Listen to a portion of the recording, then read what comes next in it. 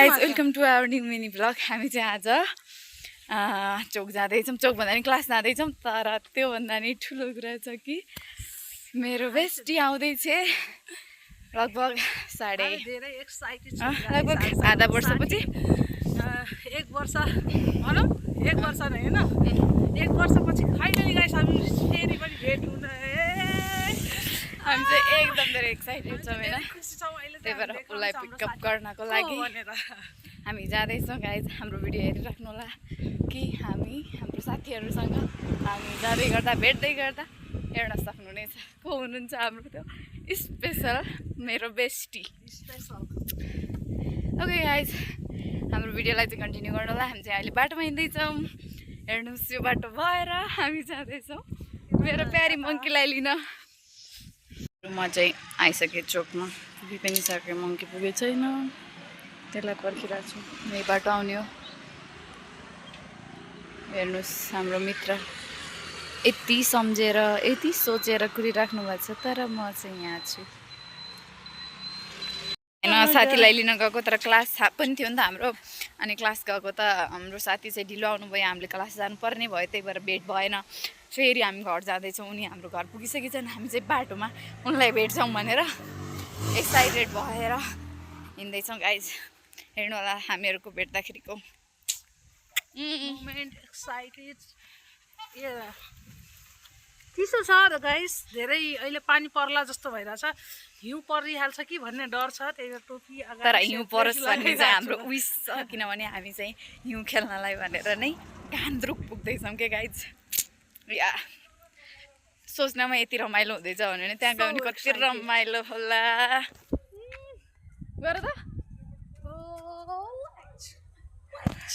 यस guys finally हामी घर पुगिसकेका छौँ। गाइज म जाँदैछु एक्साइटेड भएर छिटो कहाँ चाहिँ मन हेर्छु अहिले।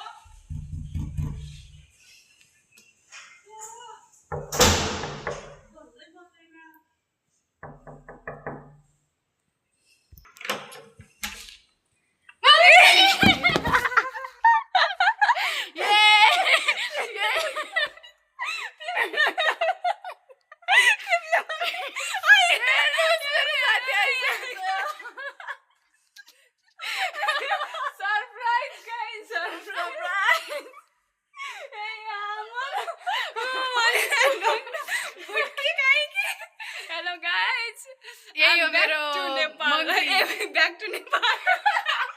यो चाहिँ विदेशबाट आएको है गाइज। म भर्खरै पुग्दैछु विदेशबाट। कहाँ गइ थियो हेर्नुहोस्। अब अर्को मिलन भइसक्यो दोष। तिम्रो 4 बजे होइन म हेर्नुहोस् गाइज फाइनली हाम्रो भेट भइसकेको छ। 4 बजेसम्म गरेको। हेर गाइज हेर यिनीहरू क्लासबाट भर्खरै पुगेको। अन्त तिम्रो लागि भनेर क्लास छोड्दिएको। कुन फोन हो? आइफोन हेर यहाँ। यो मङ्कीको मोबाइलको अगाडि त मेरो त धुनमा थिए हैन गाइजहरु। 4 लाउँछु। हेर यहाँ आफ्नै धुनमा म भर्खरै पुगे हैन। यिनीलाई सरप्राइज दिउ भनेको तर यिनी चोरहरुले थापाइहाले सबै। टिमलाई सरप्राइज। हामी खासमा यसलाई सरप्राइज दिन आएको हैन, तर यसले मिस्टेकली आफै सरप्राइज बने हो हैन। Guys thank you for watching. Bye bye, see you next blog.